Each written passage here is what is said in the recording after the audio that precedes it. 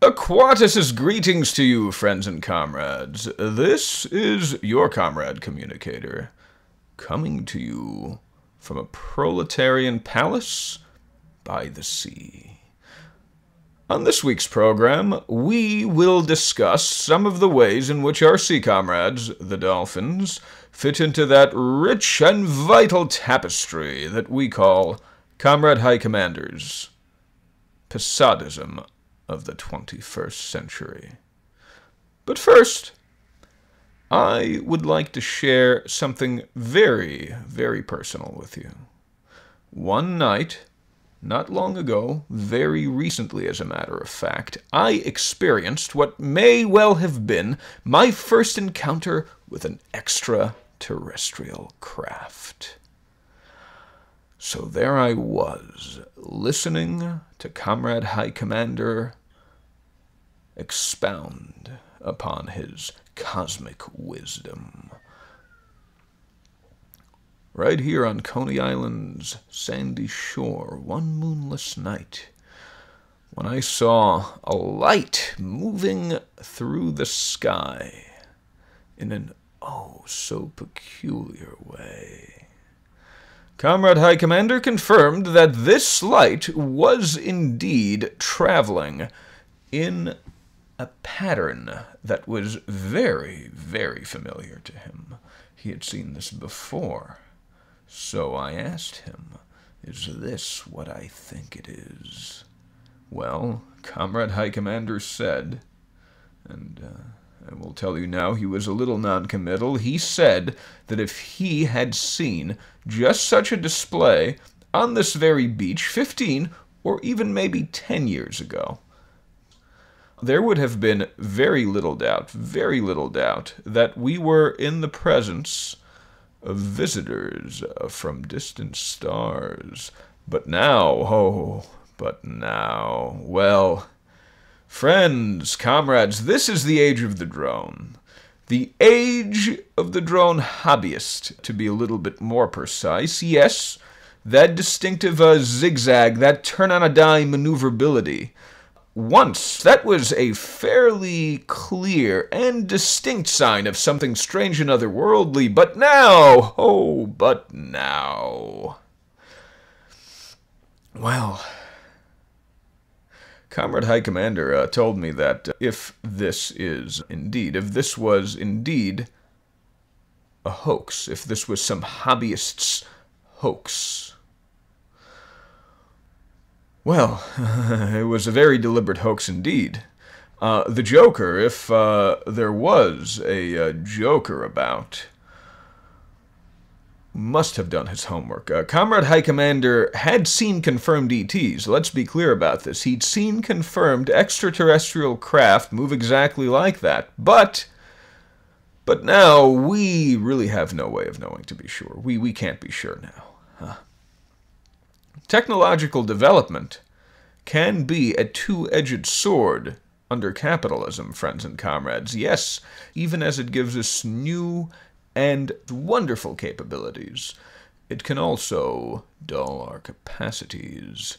Yes, it can dazzle the senses in the most unexpected and disastrous ways.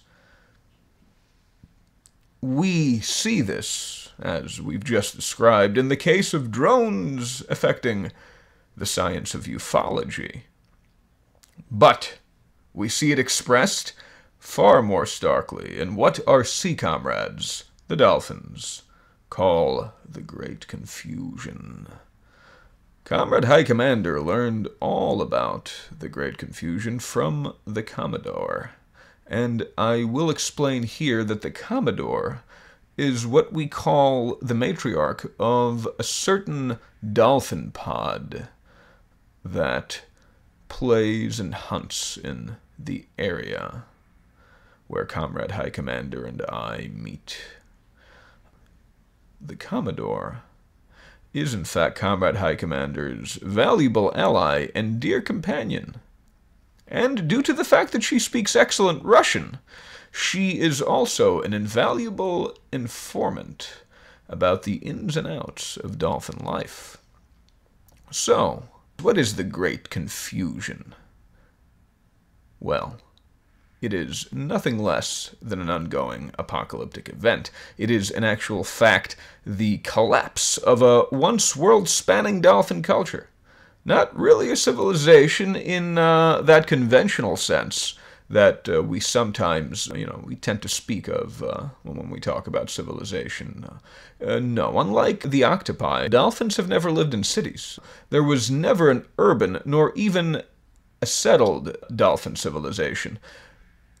This was not a material technological civilization as we know it, friends and comrades. But what made world dolphin society a civilization in the most powerful and meaningful sense of that word was a highly dynamic global communication network made up of and maintained by every dolphin pod on the planet.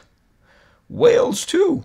It was kind of an internet and kind of an ongoing, millennia-old, world-spanning conversation, if you could imagine that.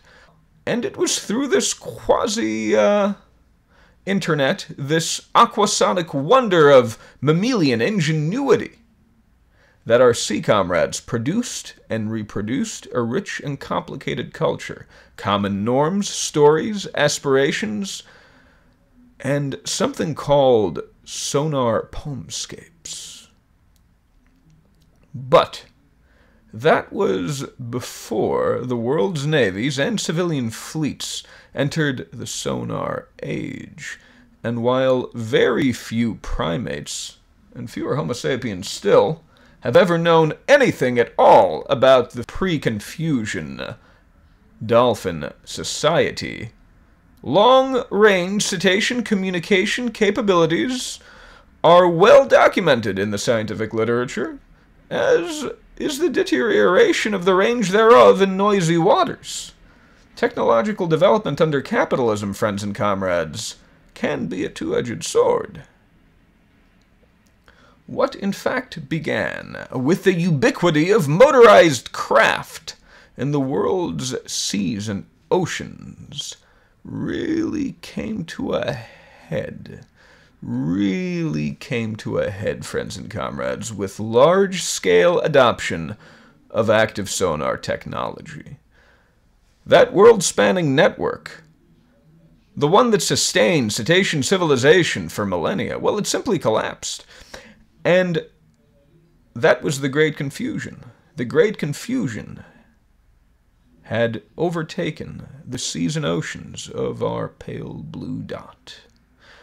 At the same time, the increasingly isolated pods were being assailed with fishing nets, poisons, entire floating continents of trash, red tides, microplastics. Well, the ocean sea was rapidly deteriorating into something like a watery, post-apocalyptic hellscape.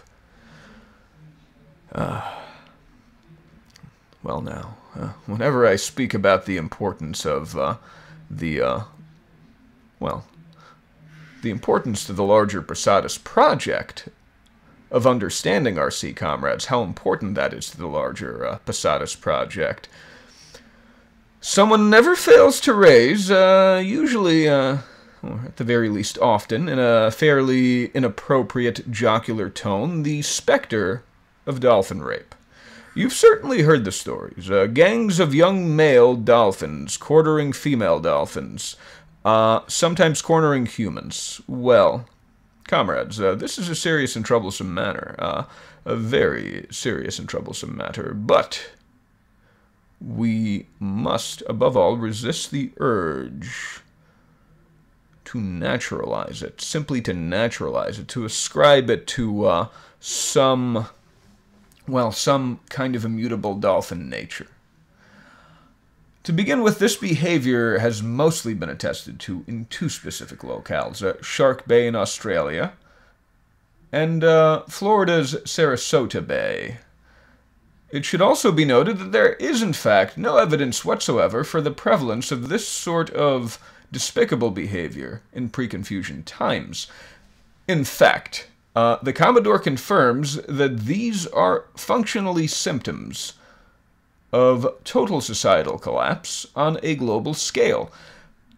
What we see here, what we see in these groups of male dolphins, these are functionally aquatic, non-technological versions of roving biker gangs. This is not dolphin nature, friends and comrades. It is not dolphin nature that produces this phenomenon, nothing of the sort. It's rather the apocalyptic conditions and subsequent chaos imposed by our global capitalist system. And of course, this brings us to our general question, which is to say, what is the importance of understanding our cetacean comrades and working with them and cooperating with them? Well, to begin with, we have a fundamental duty to include them in our plans as well as our organizations and coalitions when we are able to, so that we do not simply replicate the crimes of the world capitalist order against them, should the toiling masses ever succeed in taking power. On the other hand, learning to communicate with our sea comrades and learning to understand them is an essential step to understanding ourselves as humans. But perhaps most importantly of all, we must understand that if we cannot manage to even establish a significant rapport with those intelligent species with whom we share a significant common evolutionary heritage, how will we ever achieve anything like full proletarian contact with our space comrades? And I very much suspect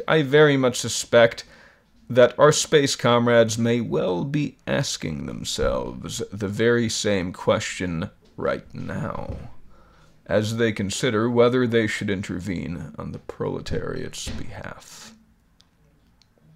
And with that, I must leave you once again. Until next time, as always, friends and comrades, I depart from your computer screens and from your computer speakers with that resounding battle cry of, "Long live Posadist! Long live Comrade High Commander!"